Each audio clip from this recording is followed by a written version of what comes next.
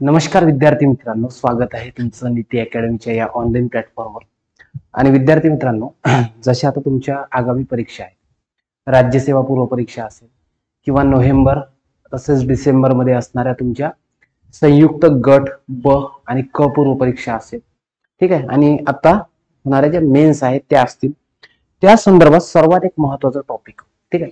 त्या टॉपिकला मोस्टली लोक थेओरी मध्ये घेतात, म्हणजे आहे थेओरीच, पण या टॉपिकला ना थोड्या वेगळ्या अँगलने घेतात की नाही, हा फक्त डिस्क्रिप्टिव्हला आहे किंवा मग हा फक्त तुम्हाला कुठं दिसेल राज्यसेवा परीक्षेला दिसतंय, असा एक टॉपिक कॉन्टिनेंटल थेओरी, ठीक आहे. आणि अल्फ्रेड वेगनरची ही जी थेओरी आहे, ही थेओरी फार इम्पॉर्टंट थेओरी आहे. आता काय इम्पॉर्टंट आहे, त्याच्या मागचे काय नेमके जे आपण म्हणतोय आपल्या अभ्यासामध्ये त्याचा संदर्भ कुठे कुठे आहे, आणि भारताच्या निर्मितीच्या संदर्भात ही थेओरी शिकणं इम्पॉर्टंट आहे का, असे जर खूप सारे प्रश्न तुमच्या मनात येत असतील, हे लेक्चर शेवटपर्यंत बघा, जेणेकरून तुम्हाला महाराष्ट्राच्या निर्मितीची मुळं, महाराष्ट्राच्या पठाराच्या निर्मितीची मुळं, आणि इवन म्हणजे भारत आणि भारतीय उपखंड याचा संदर्भ आपण इथे देणार आहोत. युपीएससीने एकदा खूप सुंदर प्रश्न विचारला की भारतीय उपखंड म्हणजे नेमकं काय, ठीक आहे, आणि या प्रश्नाचं उत्तर, ठीक आहे, भारतीय उपखंड निर्मिती कशी झाली, या प्रश्नाचं उत्तर तुम्हाला कुठे दिसेल, इथे दिसेल. सो डिस्क्रिप्टिव्ह पॅटर्न वाले विद्यार्थी असतील किंवा कंबाईन वाली जनता असेल, सर्वांसाठी असा हा इम्पॉर्टंट मुद्दा आहे. चला सुरुवात करूया. आता एक लक्षात ठेवायचं की एक ऑस्ट्रियन हवामान शास्त्रज्ञ होते आणि हे वनस्पतींचा सुद्धा अभ्यास करायचे. मग आता हवामानाचा जे वर्गीकरण आहे असतं ना, जगामध्ये वेगळेच हवामानी भाग आहेत, ज्याला आपण नैसर्गिक प्रदेश असं म्हणतो आपल्या जिओग्राफीच्या विभाग याच्या, ठीक आहे. आता जे विद्यार्थी ऑप्शनल जिओग्राफीला बघत असतील, ठीक आहे, त्यांच्यासाठी एक मी स्वतंत्र सेशन घेऊन येईल, आणि जे लोक डिस्क्रिप्टिव्ह मध्ये जिओग्राफीला बघत असतील त्यांच्यासाठी तर सेशनची सिरीज आपली चालणारच आहे, ठीक आहे. तर सर्व अँगलनं तुमच्यावर सर्वात इम्पॉर्टंट हे असेल. आता जगामध्ये जे विभाग असतात नैसर्गिक विभाग, जसं टुंड्रा प्रदेश असेल, तैगा प्रदेश असेल, ठीक आहे, त्यानंतर गवताळ प्रेयरी प्रदेश असेल ज्याला स्टेप्स म्हणतो आपण, त्यानंतर विषुववृत्तीय प्रदेश असेल, ठीक आहे, आणि गवताळ प्रदेश असेल जो तुम्हाला उच्च समशीतोष्ण कटिबंधामध्ये दिसतोय तो. सो असे जे नैसर्गिक विभाग आहे, त्या नैसर्गिक विभागाचा अभ्यास करत असताना जे जीवशास्त्रज्ञ होते ऑस्ट्रियन, त्यांचं नाव होतं अल्फ्रेड वेगनर.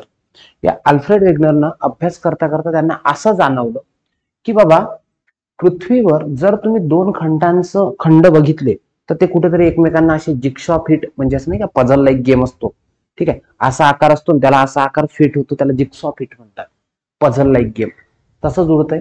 बऱ्याच त्यात त्यांनी असं बघितलं की जे दक्षिण अमेरिकेच्या किनाऱ्यावर जे प्राण्यांचे फॉसिल्स आहेत, जीवाश्म आहेत, तेच तुम्हाला कुठे आफ्रिका खंडात दिसतात. जी पर्वतरांग उत्तर अमेरिकेत जो खडक दिसतोय तसाच खडक तुम्हाला युरेशियामध्ये दिसतोय.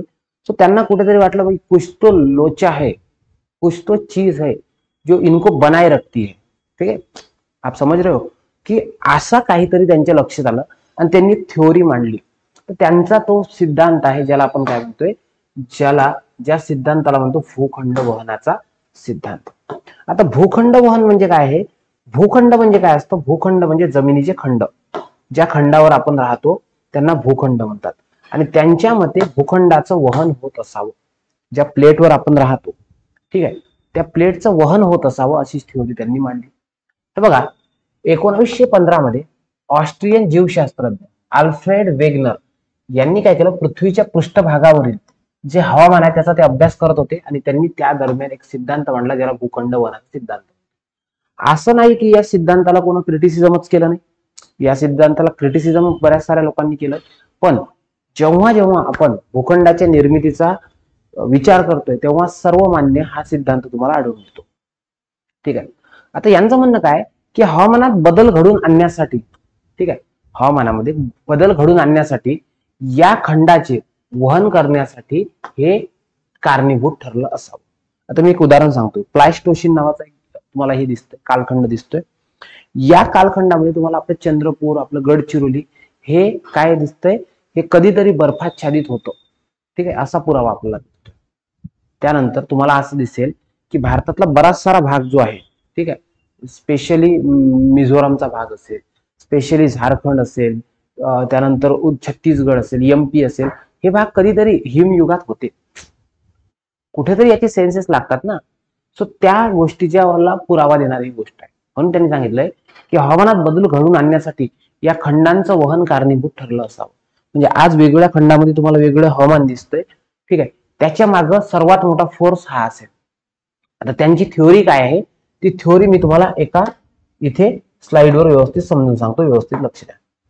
त्यांचं काय म्हणणं होतं, ठीक आहे, तुम्हाला व्यवस्थित संदर्भासहित आणि सगळ्या गोष्टींचा विचार करून मी तुम्हाला ह्या गोष्टी समजून सांगणार आहे, व्यवस्थित लक्ष द्या. त्यांचं म्हणणं काय आहे की फार पूर्वी म्हणजे 250 मिलियन वर्षापूर्वी असं ते बोलतात, 225 ते 250 मिलियन वर्षापूर्वी इथं काय झालं होतं, इथं पृथ्वीवर एकच खंड होता आणि या खंडाचं नाव काय होतं, पॅन्जिया. काय होतं, पॅन्जिया. पॅन म्हणजे एंटायर होल, आपण म्हणतो ना पॅन इंडिया. पॅन इंडिया म्हणजे संपूर्ण भारतात, पॅन म्हणजे ते, आणि जिया म्हणजे काय, जिया म्हणजे पृथ्वी किंवा खंड, ठीक आहे. त्यांच्या मते एकच खंड होता आणि याला आपण म्हणतोय सुपर कॉन्टिनेंट. काय म्हणतोय, सुपर कॉन्टिनेंट. आणि याच्या सभोवताली, ठीक आहे, एक सागर होता ज्याचं नाव पॅन्थल्सा होता. पॅन्थल्सा हा काय होता, याला आपण सुपर ओशियन म्हणू शकतो. अशी थ्योरी जी आहे, अशी थ्योरी ही मांडली जाते कोणाकडून, ही मांडली जाते अल्फ्रेड वेगनर कडून. आता अल्फ्रेड वेगनर काय म्हणतात की एक पॅन्जिया होता आणि पॅन्थल्सा होता.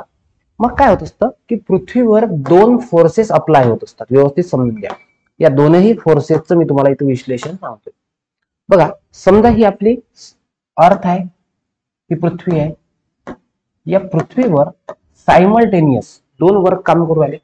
एक करून राहिलं, ठीक आहे, gravity apply by sun, gravitational force apply by sun, आणि gravitational force apply by moon.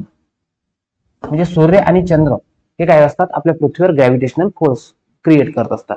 जसं तुम्हाला माहिती आहे की यांच्या ग्रॅव्हिटेशनल फोर्समुळे काय येतं, आपल्या इथं भरती ओटी होतं, हे तर माहिती आहे तुम्हाला.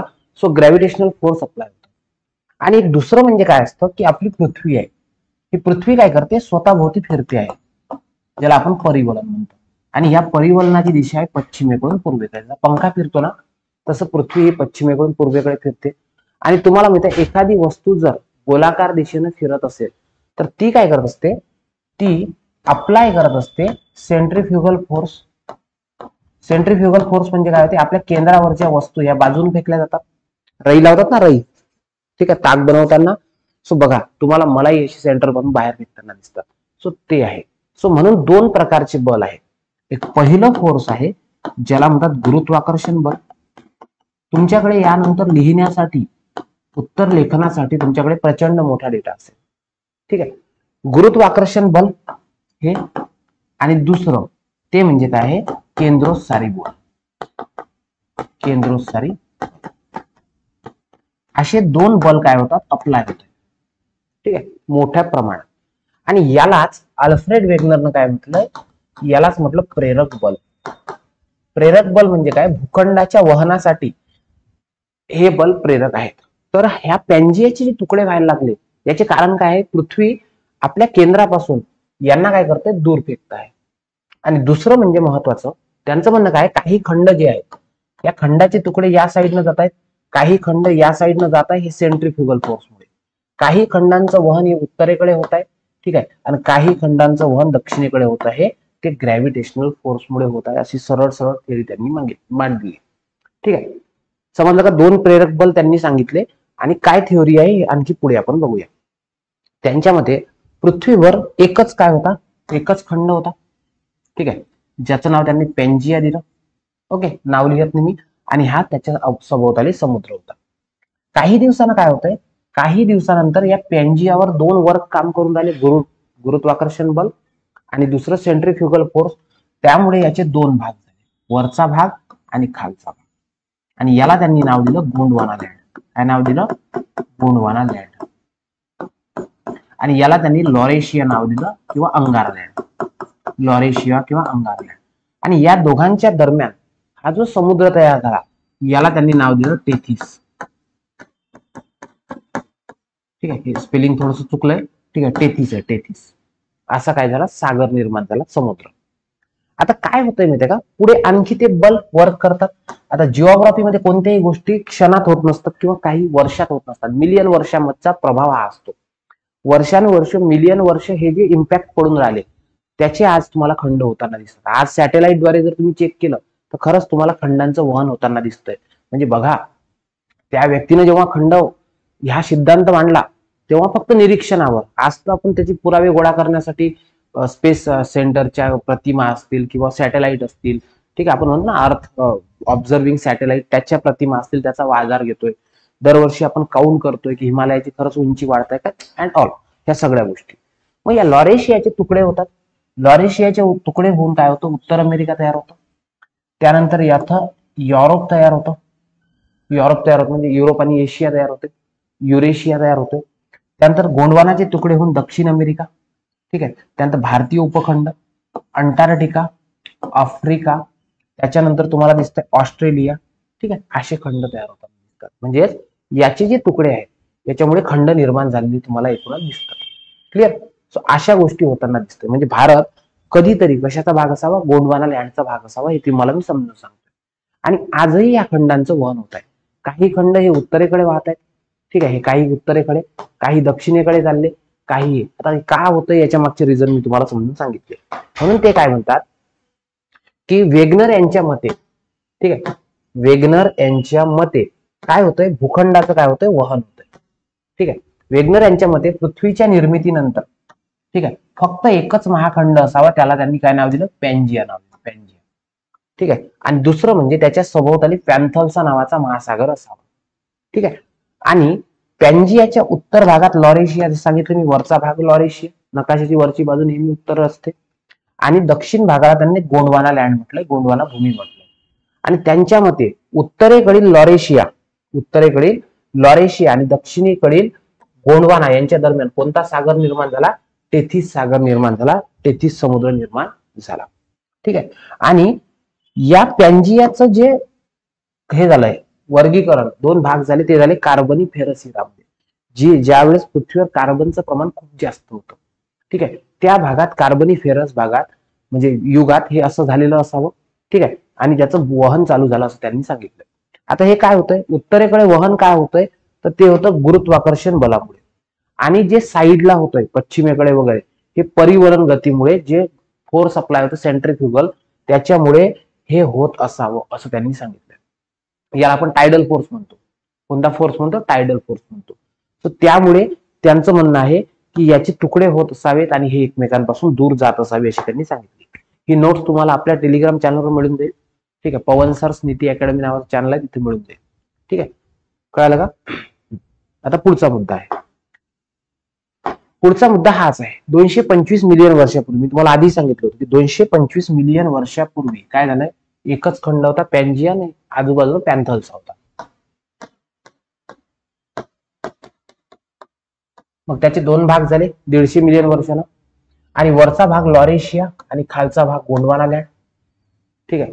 त्यानंतर मग लॉरेशियाचे तुकडे होऊन नॉर्थ अमेरिका, युरोप, एशिया, याला युरेशिया म्हणतात, कारण की युरोपचा आणि एशियाचा भाग एकाच प्लेटवर आहे, त्याला युरेशियन प्लेट म्हणतात.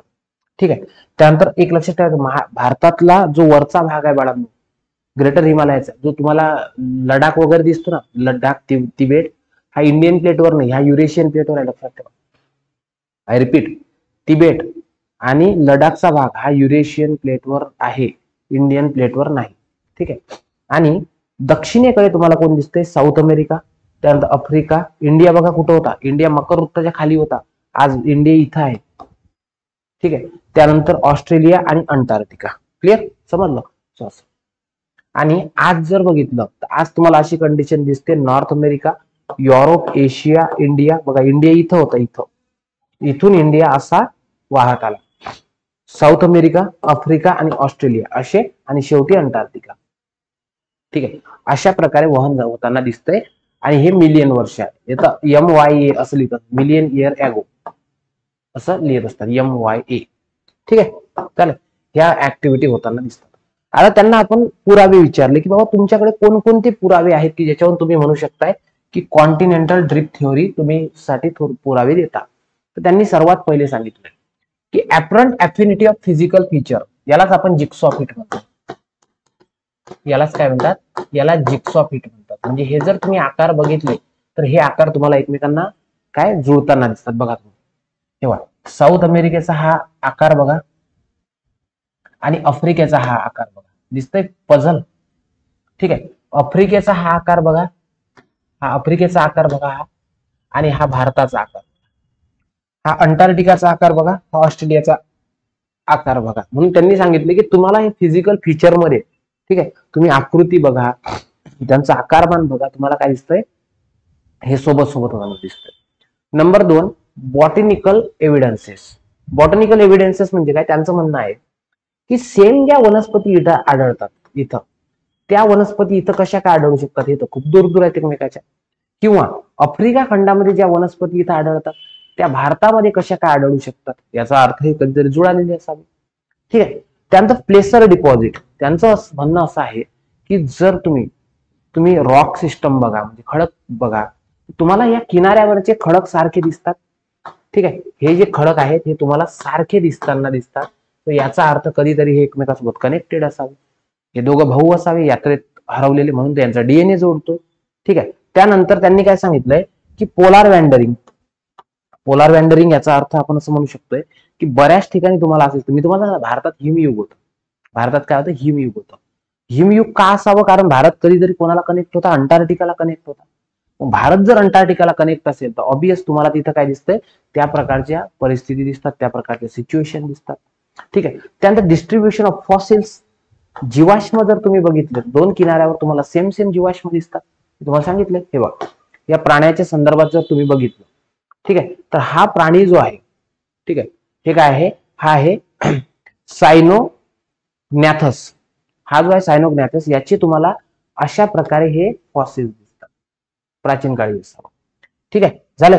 त्याच्यानंतर हे जे आहे हे तुम्हाला या प्रकारे असं दिसतं, रेप्टाईल वगैरे जे आहेत ना, हे तुम्हाला याचे जीवाश्म दिसतात. सो याचा अर्थ असा आहे, हे कधीतरी असं. क्लिअर, समजलं.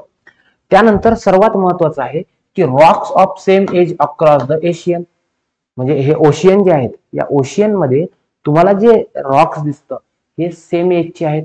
म्हणजे हे जे सगळे आहेत, ठीक आहे, हे जे सगळे आहेत हे तुम्हाला पुरावे दिसतात कॉन्टिनेंटल ड्रिफ्ट थ्योरीचे, की नाही कधीतरी असं झालेलं असावं.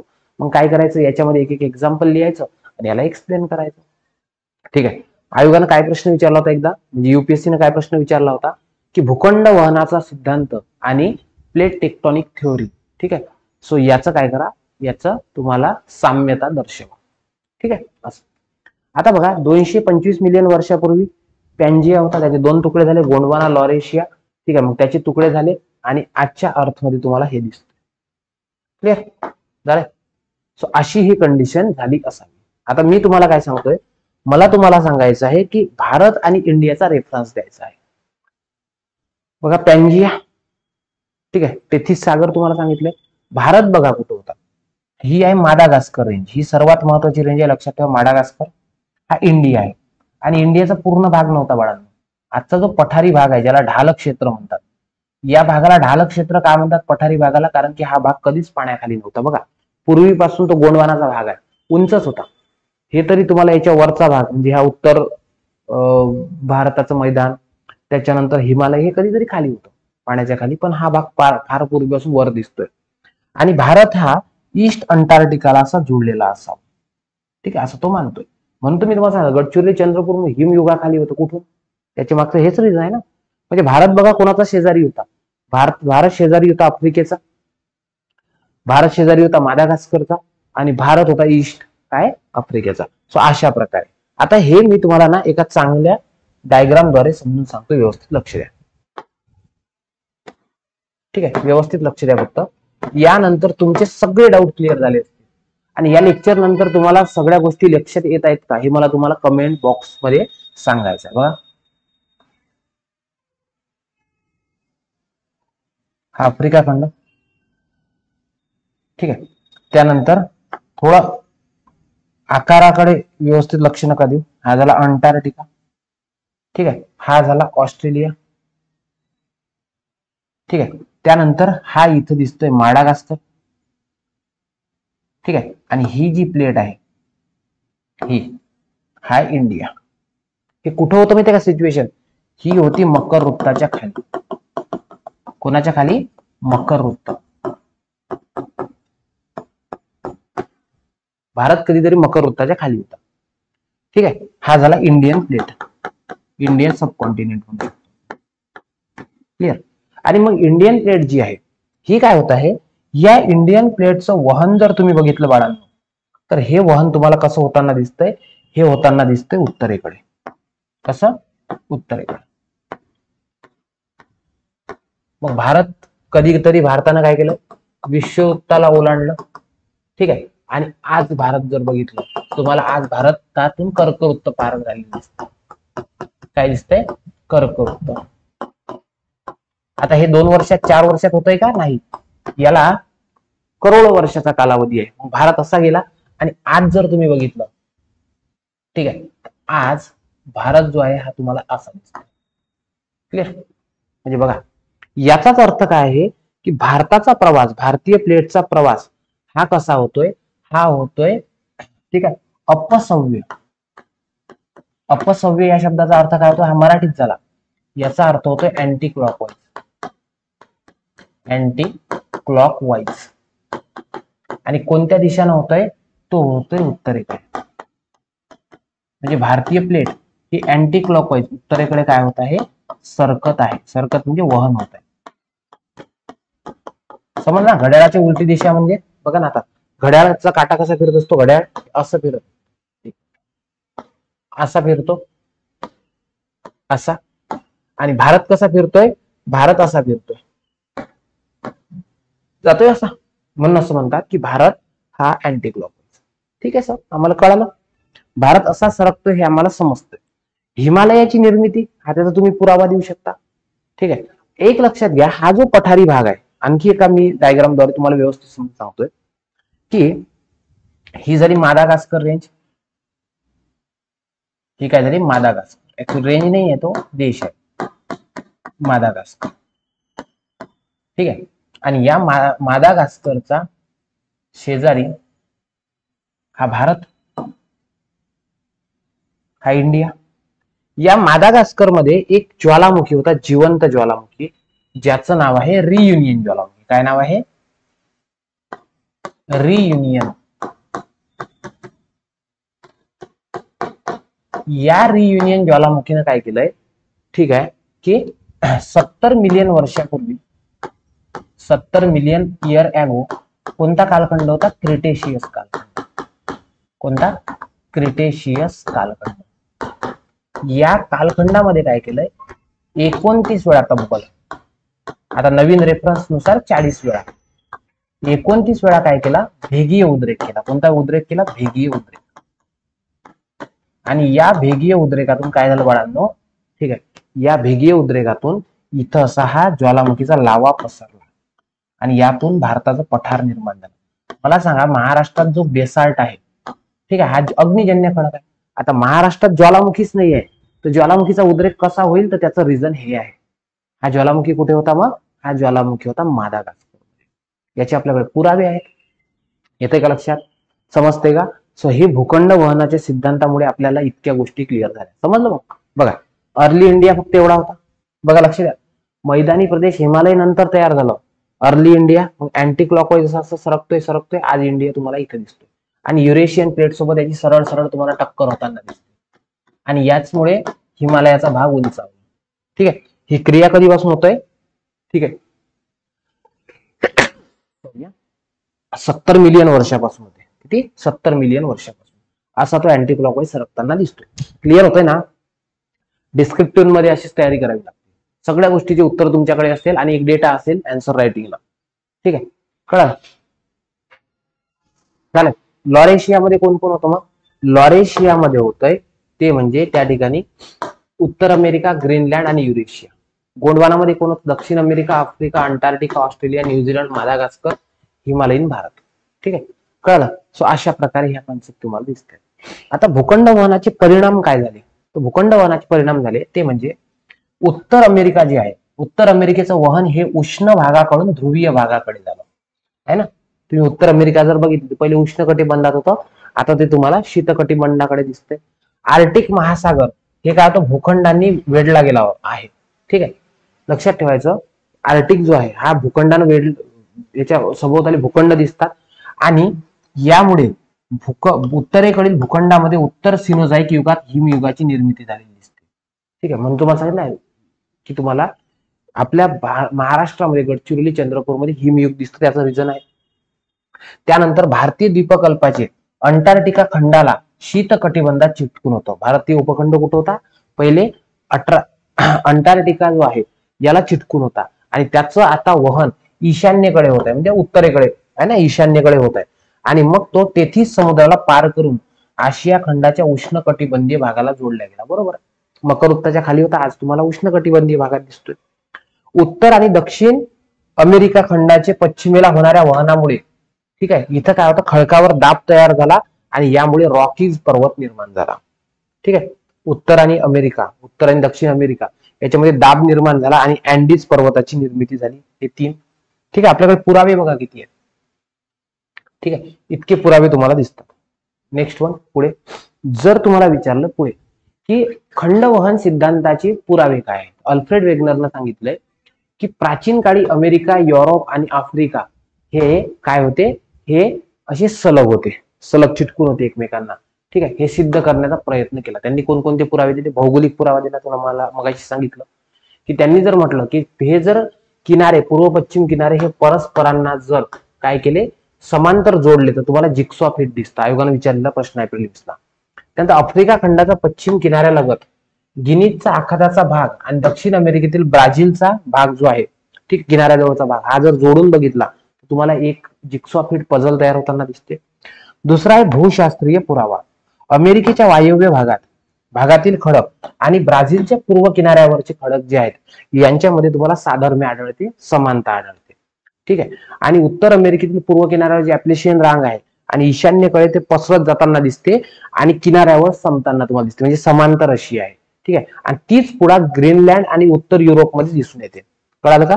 सो त्यामुळे सांगतात की हे कधीतरी एकत्र असावेत.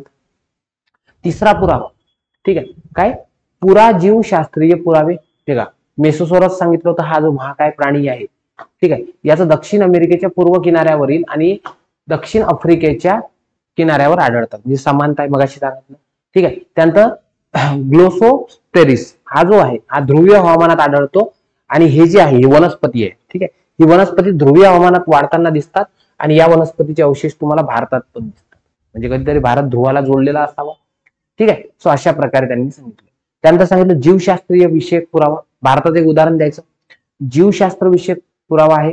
इथं तुम्हाला काय दिसतात की स्कॅन्डिनेव्हियाचं जे लेनिंग नावाचा पक्षी आहे, याची स्टोरी बघून घ्या. लेनिंग नावाचा पक्षी आहे, हा काय करतोय, यांची संख्या वाढल्यावर हे काय करतात, दर 10-20 वर्षांना पश्चिमेकडे प्रवास करतात आणि समुद्रात पळून नष्ट होतात. म्हणजे या पक्षाची वंश परंपरागत प्रेरणा असावी, यांचे जे पूर्वज आहे पहिले पश्चिमेला जात असावेत, पण ते जेव्हा जायचे तेव्हा मधात समुद्र नव्हता, आज मधात समुद्र आहे, त्यामुळे त्यांचा प्रवासाने थकतात आणि मरून पडतात. ठीक आहे, अशा प्रकारे आपण सांगू शकतो. खूप सारे उदाहरण आहेत तुम्हाला दिलेले. अजून काय, हवामान परिवर्तन पुरावा, की भारत पहिले शीत कटिबंधात होतं, म्हणजे एकदम शीत, आज उष्ण कटिबंधात दिसतंय आणि त्याचे आपल्याला अवशेष मिळाले आहेत. सो दक्षिण आफ्रिका, दक्षिण अमेरिका, ऑस्ट्रेलिया, भारत हे उष्ण कटिबंधीय काय दिसतात, भागात दिसतात, पण इथं हिमावरणाचं तुम्हाला संचयन दिसतं. ठीक आहे, कळालं, त्याच्या खुणा आजही आहेत तुम्हाला असं सांगता येतं. भौमितिक पुरावा, सॅटेलाइटने आपल्याला पुरावे दिले आहेत. काय दिले, उत्तर अमेरिका आणि ग्रीनलँड मधील अंतर हे दरवर्षी 22 सेंटीमीटरनं दूर होत आहे. हिमालयाची उंची दरवर्षी वाढत आहे. ठीक आहे, हे तुम्हाला दिसते. ठीक आहे, आणि उपग्रहीय जे इमेजेस आहेत ते इमेजेस सुद्धा तुम्हाला या गोष्टी काय करतात, त्या ठिकाणी समजून सांगतात. क्लिअर? सो अशा प्रकारे आता या भूखंड वहनाच्या सिद्धांतावर टीका कोणकोणत्या झाल्या, तर त्या टीका अशा झाल्या की हे जे प्रेरक बल तुम्ही सांगितले, ठीक आहे, टायडल फोर्स सांगितलं, ग्रॅव्हिटेशनल फोर्स सांगितले, ठीक आहे, किंवा जे तुम्ही सेंट्रिफ्युगल फोर्स सांगितले, हे इतके स्ट्रॉंग फोर्सेस नाही की एखाद्याला दूर नेतील. दुसरं अजून त्यांनी सांगितलं की जर समजा तुमचं म्हणणं असं असेल की बाबा जिक्सॉ फिट अप्लाय होते, तर मग प्रत्येक ठिकाणी जिक्सॉ फिट का अप्लाय होत नाही? ठीक आहे, प्रत्येक खंडाला जिक्सॉ फिट का अप्लाय होत नाही, म्हणजे या 2 ठिकाणी होत आहे, बाकी ठिकाणी का होत नाही, हा एक दुसरा. तिसरं अजून सांगितलं की प्रत्येक किनाऱ्यावरचे खडक का जुळत नाहीत. ठीक आहे, अशा काही टीका करण्यात आल्या, पण कितीही टीका केल्या तरी हा काय दिसतोय तुम्हाला, सर्वमान्य सिद्धांत दिसतोय. ठीक आहे. सो अशा प्रकारे याच्यावर काय केलं जातं, या सिद्धांतावर अशा टीका केल्या जातात. ठीक आहे. सो इथूनच तुम्हाला रिझन मिळतंय भारताच्या किनारपट्टीचं. ठीक आहे. आता या लेक्चरमध्ये मी तुम्हाला भूखंड वहनाचा सिद्धांत समजून सांगण्याचा प्रयत्न केला. ठीक आहे. आता याच्यानंतरच्या सिरीजेसमध्ये तुम्हाला कोणकोणत्या टॉपिकच्या अपेक्षा आहे तुम्ही कमेंट बॉक्समध्ये सांगा. आणि सर्वात महत्वाचा मुद्दा सांगतोय की जर तुम्हाला राज्यसेवेची तयारी करायची असेल किंवा कंबाईनची तयारी करायची असेल, ठीक आहे, तर मी सध्या टेक्स्टबुक सुपर कोचिंग, तुम्ही नाव ऐकलं असेल, तुम्ही माझे लेक्चर पण करत असाल, टेक्स्टबुक सुपर कोचिंग वर आहे. ठीक आहे. आणि जिथं मी काय करतोय, तुमच्यासाठी एक यशोदय नावाची बॅच आहे जी राज्यसेवेसाठी आहे. EMI ऑप्शन मध्ये सुद्धा तुम्हाला अवेलेबल आहे आणि सर्वात चीप प्राइजेस मध्ये आहे. आणि दुसरं म्हणजे ज्यांना कंबाईनची बॅच करायची आहे, कंबाईन, ठीक आहे, अशा दोन्ही बॅचेस अवेलेबल आहेत. ठीक आहे. आणि या बॅचेस जर तुम्हाला जॉईन करायचे असतील, तुम्हाला इंटिग्रेटेड प्री प्लस मेन्स सर्व तयारी करायची असेल, तुमच्याकडून आन्सर रायटिंग करून घेणे, तुम्हाला नोट्स प्रोव्हाइड करणे, ठीक आहे, ह्या ज्या नोट्स दिसतात अशा प्रकारच्या नोट्स प्रोव्हाइड केलेल्या असतात. ठीक आहे. त्यानंतर तुमचा भरपूर सराव पेपर, तुम्हाला मेंटॉरशिप, ठीक आहे, संदर्भ पुस्तकं, असं कम्प्लीट पॅकेज इथं आहे. जर तुम्हाला ह्या बॅचेस जॉईन करायचे असतील तर तुम्ही मला 9881744762 या नंबरवर कॉल करू शकता. ठीक आहे. आता ह्या बॅचेस इथं असण्याचं कारण की आपल्याला एक परिपूर्ण टीम पाहिजे असते इंटिग्रेटेड बॅच साठी. ठीक आहे. आणि नीती अकॅडमीवर मी वन अँड ओनली आहे, सर्व विषय शिकू शकत नाही. सो त्यामुळे तुम्हाला इंटिग्रेटेड बॅचेस मध्ये मी तुम्हाला इथं दिसेल. सो यशोदयमध्ये एन्व्हायरमेंट सायन्स असेल, जिओग्राफी असेल, करंट अफेअर असेल, ठीक आहे, आणि काही इतर विषय असतील तिथं मी तुम्हाला दिसेल. कंबाईन मध्ये आहेच मी. ठीक आहे. सो अशा प्रकारे आणि सर्वात अफोर्डेबल आणि चीप प्राइजेस मध्ये तुम्हाला कोर्सेस अवेलेबल आहे. ठीक आहे. जर तुम्हाला करायचं असेल तर तुम्ही मला या नंबरला कॉल करू शकता. ठीक आहे. कॉल करा. अजून कोणत्या टॉपिकची डिमांड आहे हे तुम्ही मला काय करू शकता, त्या ठिकाणी विचारू शकता. ठीक आहे. लेक्चर कसं वाटलं हे जरूर कळवा कमेंट बॉक्समध्ये. Thank you so much. Keep study. जय हिंद.